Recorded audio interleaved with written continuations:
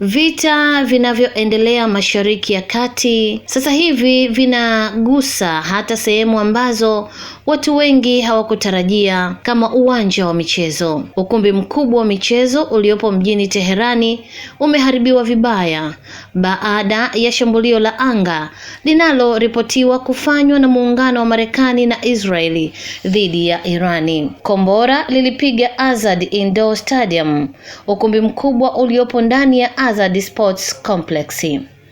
Mashambulizi hayo yameacha sehemu kubwa ya jengo ikiwa imeporomoka, huku miundombinu mingine iliyokuwa karibu nayo pia ikiharibika. Kwa mujibu wa ripoti, maeneo yaliyoathirika ni pamoja na mabweni ya wanamichezo, jengo jipya lililotumiwa na shirikisho la baiskeli, na bwawa la kuogelea lililopo ndani ya eneo hilo.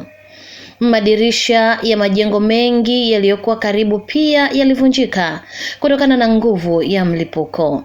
Ukumbi huo una uwezo wa kuchukua takribani watu 12,000 na ulijengwa mwaka 1974 kwa ajili ya mashindano ya Asian Games. Kwa miaka mingi umekuwa moja ya vituo muhimu vya michezo nchini Irani, ukitumika kwa mashindano ya mpira wa wavu, mieleka, futsal na mpira wa kikapu. Ni pia uwanja wa nyumbani wa timu ya taifa ya volleyball ya Irani. Baada ya tukio hilo, Rais wa shirikisho la rowing nchini Iran, Alireza Sorabian, alilaani vikali mashambulizi hayo.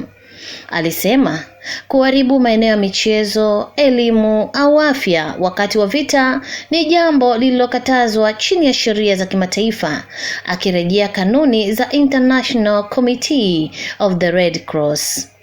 Kauli hiyo imeibua mjadala mkubwa kuhusu namna vita hivi vinavyoathiri hata maeneo ambayo si ya kijeshi.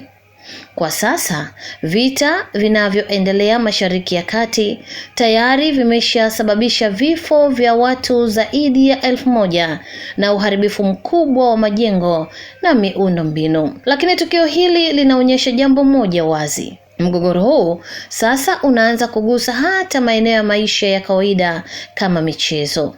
Je, unadhani vita hivi vitaendelea kuathiri zaidi maisha ya watu wa kawaida? Andika maoni yako kwenye comments na usisahau kusubscribe kwa habari zaidi za dunia.